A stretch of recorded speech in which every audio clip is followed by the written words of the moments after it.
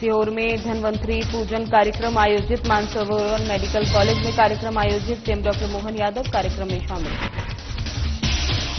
सीहोर में शासन की निःशुल्क साइकिल वितरण योजना के तहत विधायक ने वितरित की स्कूटी। विद्यालय में विद्यार्थियों को दी गई स्कूटी। शिवपुरी में गांधी पार्क मैदान में लगी आतिशबाजियों की दुकानों का कोतवाली पुलिस ने किया निरीक्षण। 150 से अधिक आतिशबाजी की दुकानें। टांडा में उत्साह के साथ निकला पथ संचालन। हिंदू समाज ही देश की एक आत्मा, विकास और सुरक्षा की गारंटी। सीहोर में बस में बैठी सवारी में डायल की 112। बस चालक के खिलाफ की शिकायत। तेज गति और अधिक सवारी बैठाने की शिकायत। नमस्कार, आपका स्वागत है। मैं हूं आपके साथ ज्योति निषाद। बुलेटिन की शुरुआत करते हैं। सीहोर जिले के ग्राम गोदिया बिल्किसगंज स्थित मानसरोवर मेडिकल कॉलेज में धनतेरस के अवसर पर आयोजित धन्वंतरी पूजन कार्यक्रम में मुख्यमंत्री डॉक्टर मोहन यादव शामिल हुए। इस अवसर पर उन्होंने मेडिकल के छात्रों को एवं चिकित्सकों को संबोधित करते हुए कहा कि जिस प्रकार जल से हम सभी के जीवन की उत्पत्ति हुई है, वैसे ही जीवन की रक्षा और स्वास्थ्य का आधार भी जल से ही जुड़ा हुआ है। भगवान धन्वंतरी समुद्र मंथन में प्रकट हुए थे और उन्होंने अमृत के रूप में स्वास्थ्य, आयु और ऊर्जा का संदेश दिया। मुख्यमंत्री डॉक्टर यादव ने कहा कि आयुर्वेद और आधुनिक चिकित्सा के बीच अनुसंधान को प्रोत्साहन दिया जा रहा है ताकि दोनों की श्रेष्ठता समाज के हित में उपयोगी बन सके।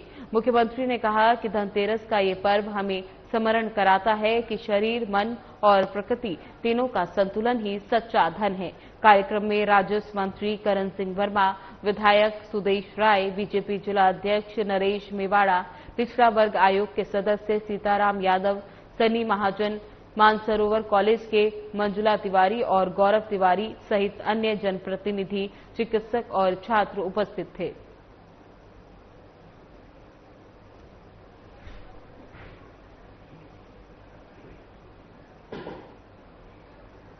मुख्यमंत्री डॉक्टर मोहन यादव ने सीहोर जिले के 2,05,977 किसानों के खातों में कीट, व्याधि और अतिवृष्टि से प्रभावित सोयाबीन फसल की 118 करोड़ 41 लाख रुपए की राहत राशि जारी की।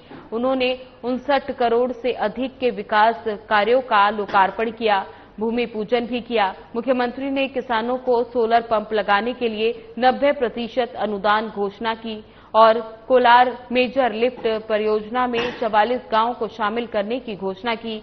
साथ ही छावर नगर परिषद को विकास के लिए विशेष निधि देने का ऐलान किया। डॉक्टर यादव ने कहा कि किसान भारतीय अर्थव्यवस्था की रीढ़ है और सरकार उनकी समृद्धि के लिए प्रतिबद्ध है। उन्होंने फसलों का उचित मूल्य सुनिश्चित करने और भावांतर योजना के तहत सहायता देने का भी उल्लेख किया।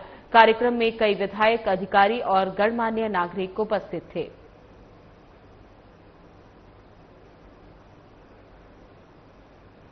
देख के आनंद आ गया। आने वाले समय में और आएंगे और बहुत सारी बात करेंगे, लेकिन आज मध्य प्रदेश जिस प्रकार से आगे बढ़ रहा है, हमारे लिए परमात्मा की दया है। आपके यहाँ रोजगार के साधन भी इतने सारे कारखाने खुले, हर एक युवा के लिए। जो गरीब है, खेती तो उगती है, लेकिन खेती भी बढ़ाएंगे। खेती करते करते सिंचाई का रकबा बढ़ाएंगे। रकबा बढ़ाते हुए भी अगर परिवार में बच्चे बढ़ रहे हैं तो उनको रोजगार दिलाने की जवाबदारी हमारी सरकार की। हमारे सभी बच्चों को कामकाज दिलाने की जवाबदारी हमारी चल रही है। इसलिए लगातार रोजगार बढ़ाने के लिए, उद्योग धंधे करने के लिए हमारी एक के बाद एक इन्वेस्टर समिट और लगातार कोशिश कर रहे हैं। हमारा राज्य सक्षम बने, देश में नंबर 1 का राज्य बने। आज लगातार मध्य प्रदेश खेती में तो आगे बढ़ा है, लेकिन उद्योग धंधे में भी आगे बढ़ना चाहिए। सुदेश भैया, बढ़ना चाहिए कि नहीं बढ़ना चाहिए? जब आपने बीच में से समय बदल रहा है, ऐसे में सभी बातों की चिंता करते करते एक एक करके सब क्षेत्रों में हमारी सरकार काम कर रही। मैं मान के चलता हूं, जब आपसे बात कर रहा हूं तो अगली बार फिर आना पड़ेगा और आकर के बहुत सारे काम हमको करना है। अभी तो हमारा राहत राशि का पैसा है, निर्माण कार्य की बहुत सारी बात हमारे मंत्री जी ने कर ली है। आपने कहा कि हमारे क्षेत्र के अंदर कौन से प्रोजेक्ट से, कोलार मेजर लिफ्ट परियोजना से 44 गांवों में आपने पानी की बात कही। इच्छावर ग्राम के बिल्किसगंज में मांगा है, देना चाहिए क्या? जब ताली वाली वजह करता देना चाहिए क्या? तो जोरदार ताली वजह में देने की घोषणा करता हूं आपके यहाँ क्षेत्र पर। आपने कहा नगर परिषद इच्छावर को विशेष रीति से अनुदान देना है क्या? तो ताली वाली इतनी बजाओ तो लगना चाहिए कि हाँ हमको लगे कि इच्छावर नगर परिषद को भी आपका इच्छावर तो इच्छा पूरी हो गई भैया, इच्छावर बैठो तुम तो अपने आप। चलो आपके लिए विशेष रीति से पैसे देने की घोषणा करता हूं। आपने कहा गांव का नाम बदलना है, आप प्रस्ताव भेजो, मैं आपके साथ रहूंगा। जोरदार अभिनंदन करो, जो आप कहोगे वो सब करने को तैयार। लेकिन हम और आप मिलकर के यशस्वी प्रधानमंत्री के नेतृत्व में विकास का ये कारवां लगातार चलाते रहना पड़ेगा। हमारी सरकार डबल इंजन की सरकार, माननीय नरेंद्र मोदी जी और शिवराज सिंह जी वहां से काम कर रहे हैं, हम और आप सब मिलकर यहां से काम करेंगे। बोला सब तैयार है?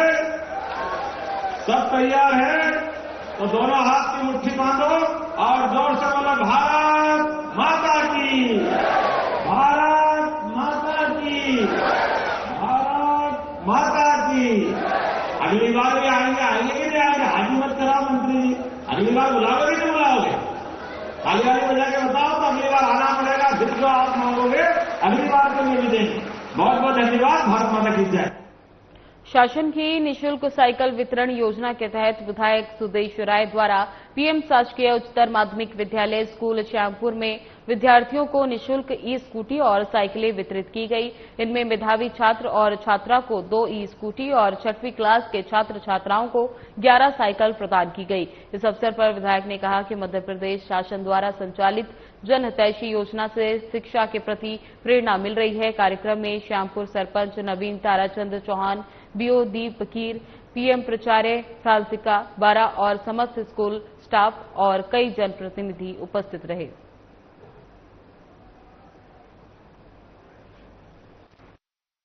और साइकिल वितरण के लिए हम सब लोग यहाँ आए हैं। हमारे साथ हमारे पार्टी के वरिष्ठ कार्यकर्ताओं, पदाधिकारीगण, साथीगण सब यहाँ पहुंचे हैं। ये मध्य प्रदेश सरकार की डॉक्टर मोहन यादव जी की सरकार की महत्वपूर्ण योजना है, जिसके अंतर्गत सभी बच्चियों को साइकिल का वितरण होता है। साथ ही मेधावी छात्रों को जो 95% से ऊपर लाते हैं वो आदरणीय मोहन यादव जी की सरकार, भारतीय जनता पार्टी की सरकार सब बच्चों को परसेंट के हिसाब से स्कूटी का वितरण करते हैं। तो 2 स्कूटी आज हमारे पीएमसी स्कूल में वितरण करा गया। बच्चे बहुत उत्साहित। जायसवाल हीरो बालाघाट द्वारा हर साल दीपावली पर्व के अवसर पर नई नई स्कीमें लाई जाती हैं ताकि हीरो मोटर्स के प्रोडक्ट को हर व्यक्ति आसानी से खरीद सके। इसी क्रम में इस साल भी जायसवाल हीरो द्वारा कम डाउन पेमेंट पर वाहन घर ले जाने की स्कीम लाई गई, जिसके बारे में जायसवाल हीरो की प्रोपराइटर जीतू जायसवाल से बात चर्चा हुई। उन्होंने बताया,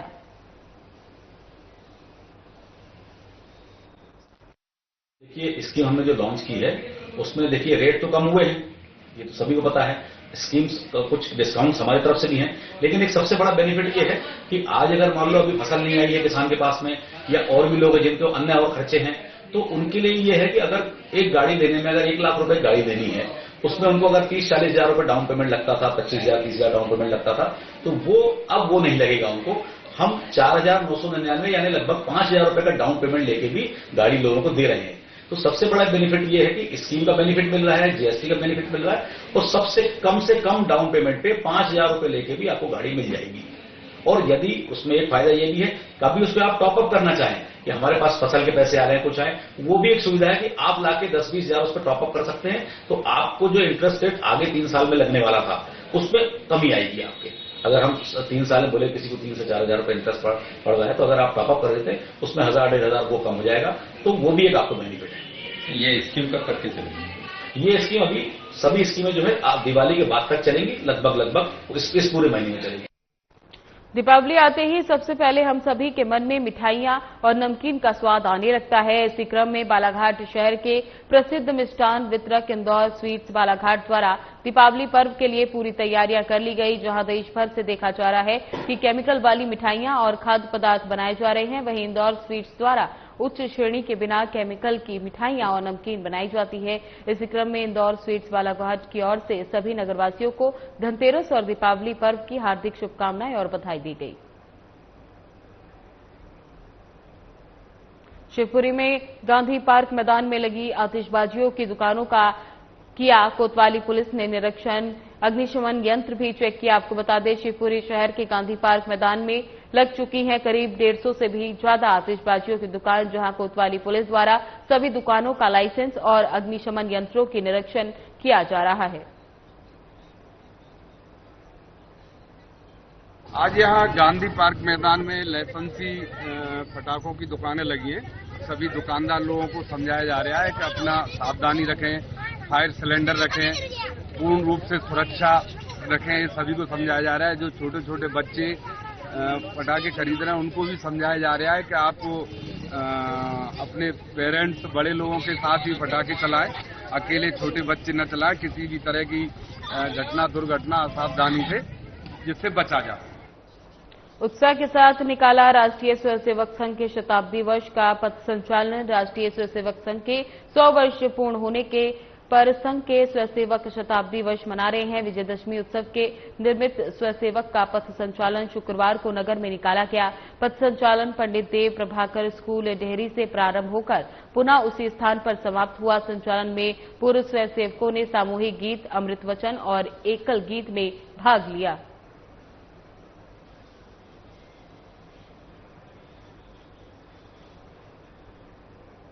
बस में बैठी सवारी ने डायल 112 पर कॉल कर चालक द्वारा तेज गति और क्षमता से अधिक सवारी बैठाने की शिकायत की। पुलिस ने मौके पर पहुंचकर बनाया 10,000 का चालान। बस चालक क्षमता से अधिक सवारी भर कर ले जा रहा था। एक सवारी ने डायल 112 पर कॉल कर बताया कि बस चालक तेज गति से और क्षमता से अधिक सवारी भरकर बस तेजी से चला रहा है।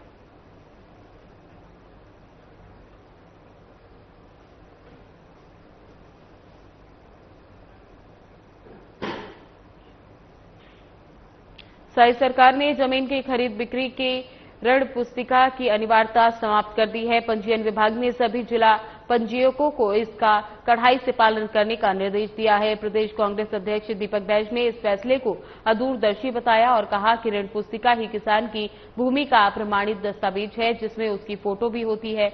उन्होंने चेतावनी दी कि इस कदम से फर्जी रजिस्ट्री और धोखाधड़ी की संभावनाएं बढ़ेंगी।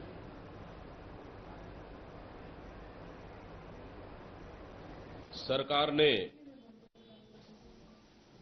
जमीनों के रजिस्ट्री के लिए ऋण पुस्तिका की अनिवार्यता को खत्म कर दिया, समाप्त कर दिया।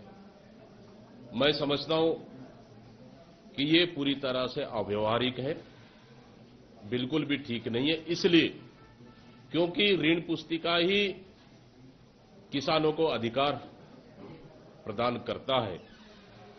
वो ऋण पुस्तिका जो किसानों के लिए पटवारी बनाकर देता है और उस ऋण पुस्तिका में बकायदा फोटो के साथ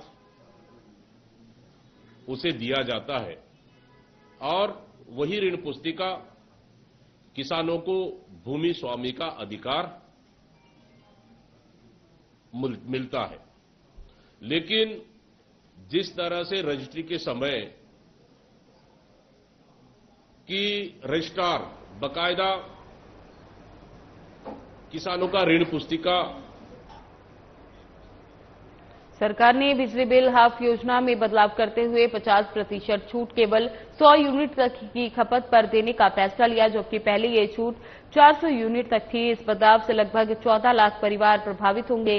प्रदेश कांग्रेस अध्यक्ष दीपक बैज ने इसे गरीबों के साथ अन्याय करार दिया और बिजली विभाग में अनियमितताओं का आरोप लगाया। बैज ने कहा कि सब स्टेशनों के संचालन के ट्रेडर दर 4 गुना बढ़कर 2,000 रुपये प्रतिदिन कर दिए गए हैं।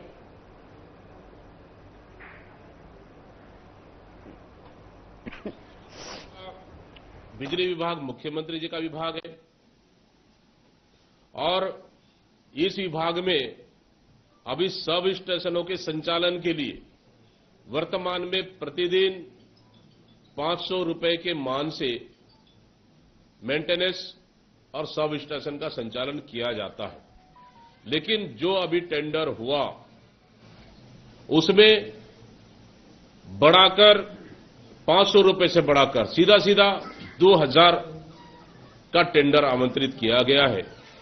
और यही नहीं, 1700 के सामानों को 3700 रुपए में खरीदी की जा रही है। मतलब सीधा सीधा। प्रदेश कांग्रेस अध्यक्ष दीपक बैज ने बीजेपी सरकार पर शिक्षा व्यवस्था को कमजोर करने का आरोप लगाया।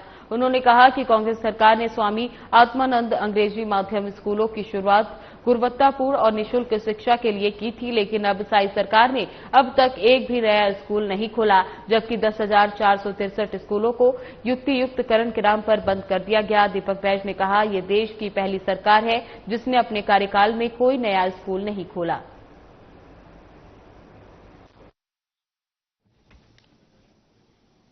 अभी सरकार बने लगभग 2 साल पूरे होने जा रहा है।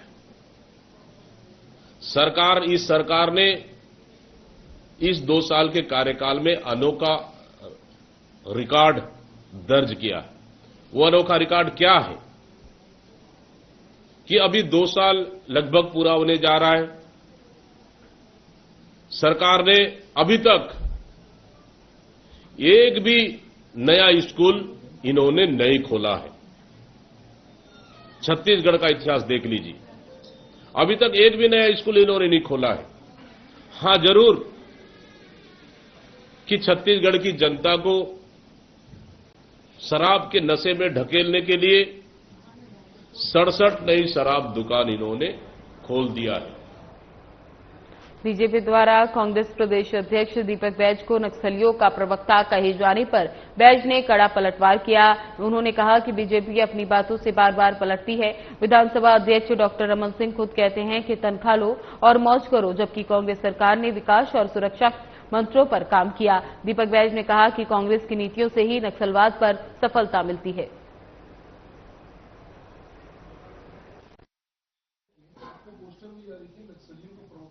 हाँ, वो तो सब बोलेंगे अभी, देखिए, कांग्रेस का स्टैंड क्लियर है, क्योंकि बयान तो भारतीय जनता पार्टी बदलती रहती है। हमें उस दिन का बयान को भी इंतजार करना चाहिए कि जब 15 साल की सरकार थी भारतीय जनता पार्टी के, छत्तीसगढ़ में मुख्यमंत्री रमन सिंह हुआ करते थे। एमएस गिल जब पंजाब के आतंकवाद खात्मा करने के बाद यहां उनको प्रभार दिया नक्सलवाद खात्मा के लिए, यही भारतीय जनता पार्टी के मुख्यमंत्री, यही रमन सिंह ने कहा था कि तनख्वाह लो और मौज करो। क्या वो दिन भारतीय जनता पार्टी भूल गई है? यही अमित शाह जी जब पिछले 5 साल में यहां कांग्रेस की सरकार थी, कांग्रेस की सरकार ने नक्सलवाद खत्म करने के लिए कई कैंप स्थापित किए, अंदरूनी क्षेत्रों में सड़कें बनाए, पीडीएस सिस्टम को बहाल किए, बंद स्कूलों को संचालन किए, स्वास्थ्य व्यवस्था गांव तक पहुंचाए। विश्वास, विकास और सुरक्षा की मंत्र पर कांग्रेस की सरकार ने काम की और यही अमित शाह जी कांग्रेस की सरकार की तारीफ करते थे। यही अमित शाह जी का 5 साल में एक भी विरोधाभास कोई बयान दिखा दीजिए।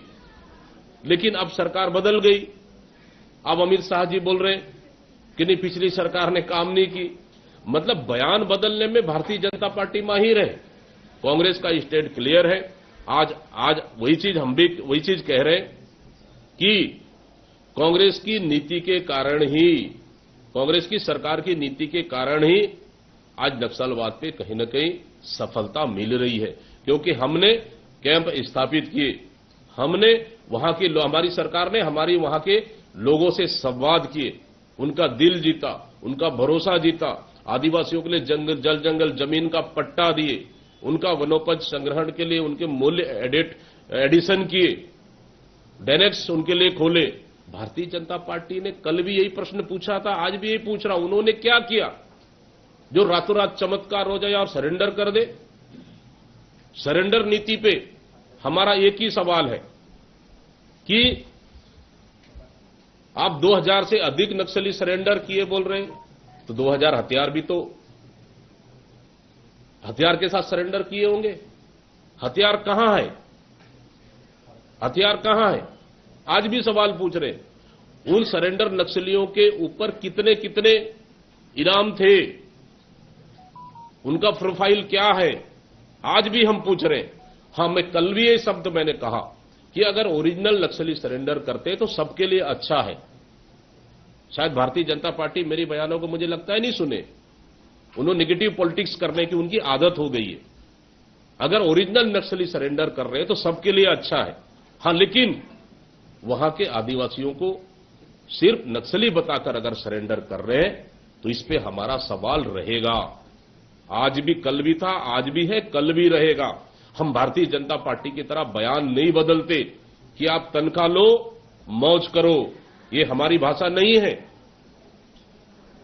खुद अमित शाह ने कहा था 65% सिमट चुका है नक्सलवाद। पूछिए अमित शाह ने कहा था कि नहीं कहा था? 2023 तक 40 किलोमीटर के दायरे में नक्सलवाद सीमित हो चुका था हमारी सरकार में। उसको आगे बढ़ाने का काम भारतीय जनता पार्टी की सरकार कर रही है। कौन से बड़ा तीर मार ली है? हम भी चाहते हैं नक्सलवाद समाप्त हो, बस्तर की जनता चाहती है, लेकिन आज भी मैं कह रहा हूं, क्या नक्सलवाद समाप्त होने के बाद ये सरकार गारंटी देगी क्या कि वहां निजी उद्योगपतियों को खनिज संसाधन नहीं बेचेंगे, निजी उद्योगपतियों के लिए रेड कॉर्पोरेट नहीं बिचाएंगे? ये गारंटी देगी क्या? भारतीय जनता पार्टी से पूछ लो। हम हर सवालों का जवाब देने को तैयार हैं, लेकिन भारतीय जनता पार्टी की तरफ बयान बदलने में हम माहिर नहीं हैं। कोंडागांव कलेक्टर नुपुर आशिफन्ना के निर्देशानुसार जिला पंचायत में मुख्य कार्यपालन अधिकारी अविनाश भोई ने आज एसडीएम अजय कुमार उरांव के साथ सामुदायिक स्वास्थ्य केंद्र माकड़ी का निरीक्षण किया। इस दौरान उन्होंने अस्पताल में साफ सफाई व्यवस्था, मरीजों को दी जा रही स्वास्थ्य सेवाओं और आवश्यक दवाइयों की उपलब्धता की जांच की। इस दौरान उन्होंने एनआरसी का भी निरीक्षण किया और सिकल सेल जांच, टीकाकरण अभियान एवं पंजीकरण के संबंध में सख्त निर्देश दिए। उन्होंने आम नागरिकों को गुणवत्तापूर्ण स्वास्थ्य सुविधाएं उपलब्ध कराने को कहा और अस्पताल में साफ सफाई व्यवस्था दुरुस्त करने के भी निर्देश दिए।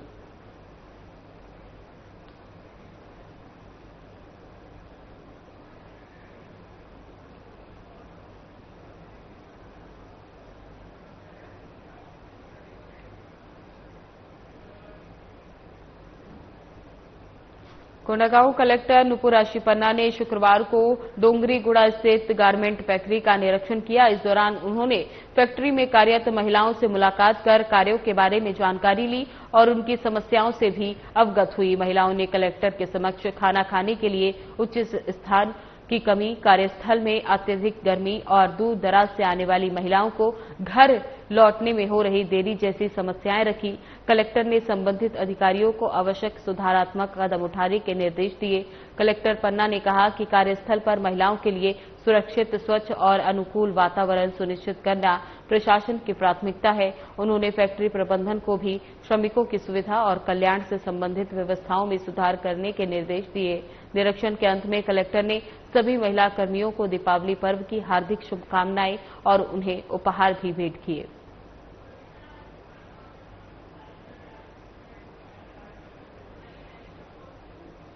बस्तर कमिश्नर दोमन साहू शनिवार को आड़वाल स्थित नक्सल पुनर्वास केंद्र नवाबाड का निरीक्षण किया। यहां 69 आत्मसमर्पित नक्सली पुनर्वास प्रशिक्षण प्राप्त कर रहे हैं, जिनमें 23 महिलाएं और 12 पुरुष पशुपालन, मत्स्य पालन, बकरी पालन, फिनाइल और डिटर्जेंट निर्माण का प्रशिक्षण ले रहे हैं, जबकि 34 पुरुष ग्रामीण राजमिस्त्री के रूप में प्रशिक्षणरत है। कमिश्नर ने आवास, भोजन, स्वास्थ्य और सुरक्षा व्यवस्थाओं की समीक्षा कर सुधार के निर्देश दिए। नवाबाड यानी नई राह का उद्देश्य आत्मसमर्पित नक्सलियों को समाज की मुख्य धारा से जोड़ते हुए सम्मानजनक आजीविका की दिशा में आगे बढ़ाना है।